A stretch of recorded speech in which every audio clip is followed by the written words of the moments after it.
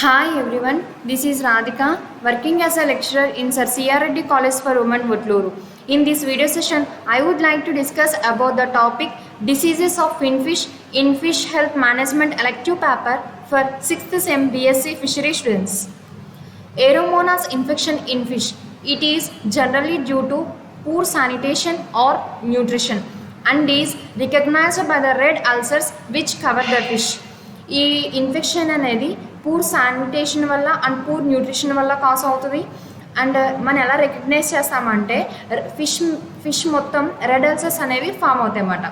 Kai and gold fish are the pet fishes most susceptible to Aeromonas infections. Koi and gold fishes అనేవి Aeromonas ఇన్ఫెక్షన్స్కి ఎక్కువ expose అవుతాయని చెప్తున్నారు. In severe cases it can prove fatal for fishes. In severe కేసెస్లో fishes అనేవి చనిపోతాయి కూడా. ఇక్కడ ఏం చెప్తున్నారు అంటే ఈ ఫిషెస్లో ఏరోమోనాస్ ఇన్ఫెక్షన్ ఇన్ ఫిష్ మాట. ఈ ఇన్ఫెక్షన్ అనేది ఎందువల్ల కాజ్ అవుతుంది అంటే poor sanitation and poor nutrition వల్ల కాజ్ అవుతుంది. అండ్ ఈ ఇన్ఫెక్షన్ మనం ఎలా రికగ్నైజ్ చేస్తాము అంటే ఫిష్ మొత్తం రెడ్ అల్సర్స్ అనేవి ఫామ్ అవుతాయి అన్నమాట. ఫిష్ మొత్తం కాయ్ అండ్ గోల్డ్ ఫిషెస్ అనేవి ఎక్కువ ఏరోమోనాస్ ఇన్ఫెక్షన్కి ఎక్స్పోజ్ అవుతాయి. సివియర్ కేసెస్లో ఫిషెస్ అనేవి చనిపోతాయి కూడా అని చెప్తున్నారు. Symptoms: the Aeromonas bacterial infections affect multiple systems in the fish's body, resulting in such symptoms as ఈ ఏరోమోనాస్ బ్యాక్టీరియల్ ఇన్ఫెక్షన్ అనేది ఫిష్ యొక్క బాడీలో మల్టిపుల్ సిస్టమ్స్ని ఎఫెక్ట్ చేస్తుంది అని చెప్తున్నారు. సిమ్టమ్స్ ఏమి ఇచ్చారు? ఎన్లార్జ్డ్ ఐస్ అనేవి ఎన్లార్జ్ అవుతాయి. Accumulation of the fluids in the అబ్డోమెన్లో ఫ్లూయిడ్స్ అనేవి అక్యుములేట్ అవుతాయి. రీనల్ డ్రాప్సీ అంటే కిడ్నీ డ్యామేజ్ అవుతుంది. రాగిడ్ ఫిన్స్ చూస్తాము. Most infected fish have reddening of the body. Most infected ఫిషెస్కి బాడీ అనేది రెడ్నింగ్ అవుతుంది with haemorrhagic spots in the gills, tails, fins. Haemorrhagic spots అనేవి గిల్స్, టైల్స్, ఫిన్స్ మీద ఉంటాయి. ఇక్కడ ఏం చెప్తున్నారు అంటే ఏరోమోనాస్ బ్యాక్టీరియల్ ఇన్ఫెక్షన్ అనేది ఫిష్ యొక్క బాడీలో మల్టిపుల్ సిస్టమ్స్ని ఎఫెక్ట్ చేస్తుంది. సిమ్టమ్స్ ఏంటి అంటే ఐస్ అనేవి ఎన్లార్జ్ అవుతాయి, ఫ్లూయిడ్స్ అనేవి అక్యుములేట్ అవుతాయి అబ్డామెన్లో, రీనల్ డ్రాప్సీ చూస్తాము, రాగిడ్ ఫిన్స్ చూస్తాము. మోస్ట్ ఇన్ఫెక్టెడ్ ఫిష్కి బాడీ అనేది రెడ్డింగ్ అయిపోతుంది. హీమరేజిక్ స్పాట్స్ అనేవి గిల్స్, టైల్స్, ఫిన్స్ వాటి మీద ఫామ్ అవుతాయి అన్నమాట. Next treatment. Proper water quality should be maintained. Proper water క్వాలిటీని మెయింటైన్ చేయాలి. యాంటీబయాటిక్స్ని యూజ్ చేయమని చెప్తున్నారు ఇక్కడ. Antibiotics are used. Next swim bladder inflammation in cyprinids. Infectious swim bladder inflammation is contagious disease of carp. Infectious swim bladder inflammation అది contagious disease మాట కార్ప్కి. causing severe losses in carp culture. Carp కల్చర్లో severe లాసెస్ని cause చేస్తుంది అన్నమాట. The etiology of the disease which is characterized by pathological changes occur in swim bladder. ఈ disease cause అయింది అని మనం ఎలా క్యారెక్టరైజ్ చేస్తాము అంటే, ఎలా గుర్తిస్తాము అంటే స్విమ్ బ్లాడర్లో పాథలాజికల్ చేంజెస్ అనేవి అక్కర్ అవుతాయి అన్నమాట. ఈ డిసీజ్ కాజ్ అయిందని మనకి ఎలా తెలుస్తుంది అంటే స్విమ్ బ్లాడర్లో పాథలాజికల్ చేంజెస్ అనేవి అక్కర్ అవుతాయని చెప్తున్నారు. Next causative agents. Bacteria especially Pseudomonas species, Aeromonas species and Micrococcus species have been recorded as causative agents. Causative agents ఏంటంటే Pseudomonas species, Aeromonas species, Micrococcus species అనేవి కాజేటివ్ ఏజెంట్స్ మాట. ఇక్కడ ఏం చెప్తున్నారు అంటే ఇన్ఫెక్షియస్ స్విమ్ బ్లాడర్ ఇన్ఫ్లమేషన్ అనేది contagious disease మాట కార్ప్కి. ఇది కార్ప్ కల్చర్లో సివియర్ లాసెస్ని కాజ్ చేస్తుంది. ద కాజ్ ఆఫ్ ద డిసీజ్ని మనం ఎలా క్యారెక్టరైజ్ చేస్తాము అంటే స్విమ్ బ్లాడర్లో పాథలాజికల్ చేంజెస్ అనేవి అక్కర్ అవుతాయని చెప్తున్నారు. కాజేటివ్ ఏజెంట్స్ ఏంటి? Pseudomonas species, Aeromonas species, Micrococcus species అనేవి కాజేటివ్ ఏజెంట్స్ మాట. ద కాజ్ ఆఫ్ ద డిసీజ్ని మనం ఎలా క్యారెక్టరైజ్ చేస్తాము అంటే స్విమ్ బ్లాడర్లో పాథలాజికల్ చేంజెస్ అనేవి అక్కర్ అవుతాయి. Next symptoms. Due to this swim bladder inflammation fishes are swim at water surface. ఈ స్విమ్ బ్లాడర్ ఇన్ఫ్లమేషన్ వల్ల ఫిషెస్ అనేవి వాటర్ సర్ఫేస్ మీద స్విమ్ చేస్తాయన్నమాట.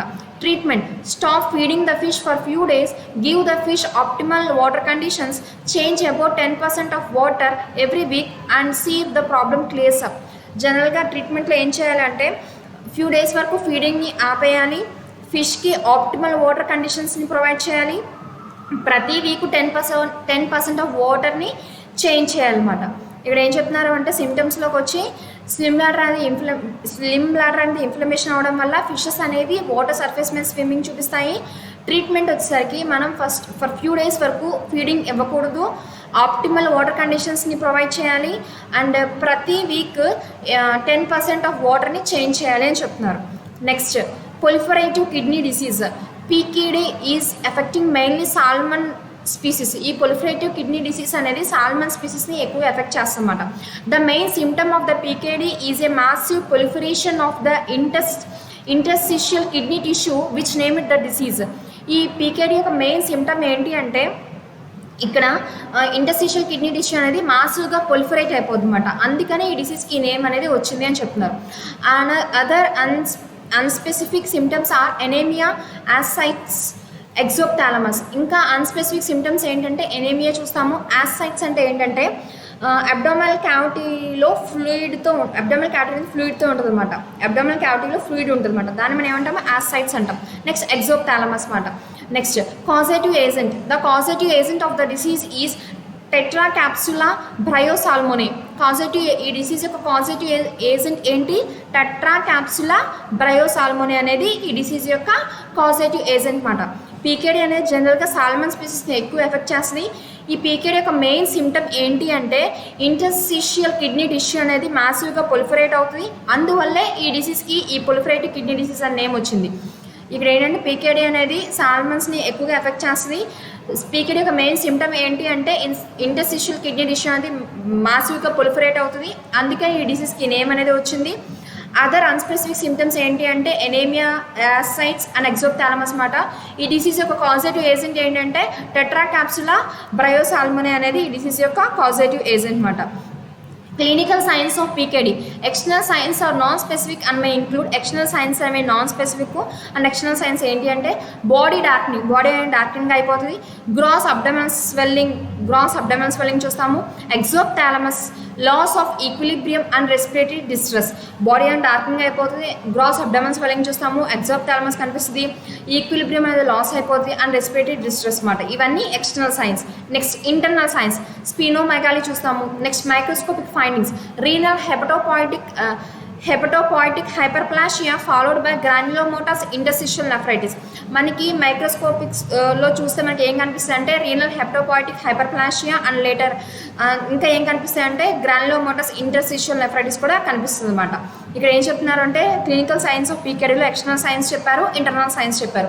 ఎక్స్టర్నల్ సైన్స్లో బాడీ అనేది డార్కింగ్ అయిపోతుంది. గ్రాస్ అబ్డమెనల్ స్వెల్లింగ్ చూస్తాం. ఎగ్జోప్థాలమస్ చూస్తాం. ఈక్విలిబ్రియం అనేది లాస్ అయిపోతుంది. రెస్పిరేటరీ డిస్ట్రెస్ కూడా చూస్తాం. అది ఎక్స్టర్నల్ సైన్స్. ఇంటర్నల్ సైన్స్కి వచ్చి స్పినోమెగాలీ చూస్తాము. మైక్రోస్కోపిక్ ఫైండింగ్స్లో రీనల్ హెపటోపాయిటిక్ హైపర్ప్లాషియా చూస్తాము. గ్రాన్యులోమోటస్ ఇంటర్స్టిషియల్ నెఫ్రైటిస్ కూడా చూస్తాం అన్నమాట. Next PKD appears mostly in summer during high water temperatures. ఈ జనరల్గా సమ్మర్లో అక్కర్ అవుతుంది అన్నమాట డ్యూరింగ్ హై వాటర్ టెంపరేచర్స్లో. Next diagnosis.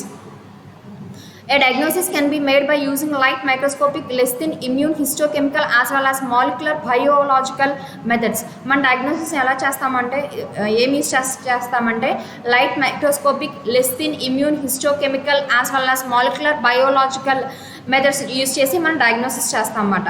Prevention and control. Currently there is no licensed vaccines or treatments for పీకేడీకి లైసెన్స్డ్ వ్యాక్సిన్స్ అంటూ ఏమీ లేవు అని చెప్తున్నారు. Lowering summer water temperature. సమ్మర్లో వాటర్ టెంపరేచర్ని లోయర్ చేయమని చెప్తున్నారు.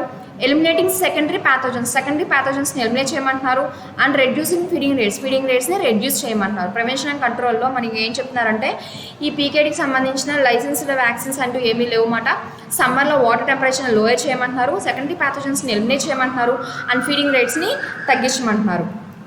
Next, infectious abdominal dropsy.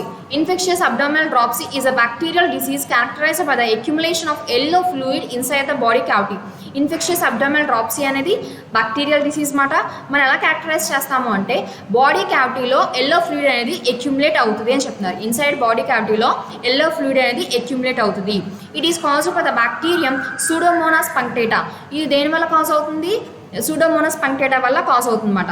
Yellow fluid accumulates in the body cavity. Yellow fluid అనేది బాడీ క్యావిటీలో అక్యుములేట్ అవుతుంది అని చెప్తున్నారు. ఇంటెస్టైనల్ డ్రాప్సీ చూస్తాము, అల్సరేటివ్ డ్రాప్సీ చూస్తాము, స్కేల్స్ అనేవి ప్రొట్రూడ్ అవుతాయి, ఎగ్జోప్థాలమిక్ కండిషన్స్ కనిపిస్తాయి, ulcers on the skin fin etcetera. Ulcers అనేవి స్కిన్ ఫిన్ మీద ఫామ్ అవుతాయి అని చెప్తున్నారు. ఇక్కడ ఇన్ఫెక్షియస్ అబ్డామినల్ డ్రాప్సీ అనేది బ్యాక్టీరియల్ డిసీజు. ఈ డిసీజ్ మనం ఎలా క్యారెక్టరైజ్ చేస్తాము అంటే ఇక్కడ ఇన్సైడ్ బాడీ క్యావిటీలో ఎల్లో ఫ్లూయిడ్ అనేది అక్యుములేట్ అవుతుంది. ఇది దేని వల్ల కాజ్ అవుతుందంటే బ్యాక్టీరియం సూడోమోనాస్ పంకేటా వల్ల ఇది కాజ్ అవుతుంది. ఎల్లో ఫ్లూయిడ్ అనేది బాడీ క్యావిటీలో అక్యుములేట్ అవుతుంది. ఇంటెస్టైనల్ డ్రాప్సీ చూస్తాము, అల్సరేటివ్ డ్రాప్సీ, స్కేల్స్ అనేవి ప్రొట్రూడ్ అవుతాయి, ఎక్సోప్థాల్మిక్ కండిషన్స్ కనిపిస్తాయి, అల్సర్స్ అనేవి స్కిన్ ఫిన్ మీద ఉంటాయి అన్నమాట. Deformation of the backbone అనేది అది కూడా సిమ్టమ్ అన్నమాట. నెక్స్ట్ ఫిషెస్ అనేవి జంప్ అయిపోతాయి. Next treatment, isolation and destruction of infected ఫిష్ని ఐసోలేట్ చేసి డిస్ట్రక్ట్ చేయాలి అని చెప్తున్నారు. Dip in KMnO4 solution for 2 minutes. 2 minutes వరకు KMnO4 సొల్యూషన్లో డిప్ చేయమంటున్నారు. Addition of streptomycin or chloromycetin in the ఫీడ్కి స్టెప్టోమైసిన్ ఆర్ క్లోరోమైసిటిన్ని యాడ్ చేయాలి అని చెప్తున్నారు. ఇక్కడ ట్రీట్మెంట్లో ఏం చేస్తామంటే ఇన్ఫెక్టెడ్ ఫిష్ని ఐసోలేట్ చేసి డిస్ట్రక్ట్ చేస్తాము అండ్ KMnO4 సొల్యూషన్లో డిప్ చేస్తామన్నమాట 2 minutes వరకు. అండ్ ఫీడ్కి స్టెప్టోమైసిన్ ఆర్ క్లోరోమైసిటిన్ని యాడ్ చేస్తామన్నమాట. Thank you.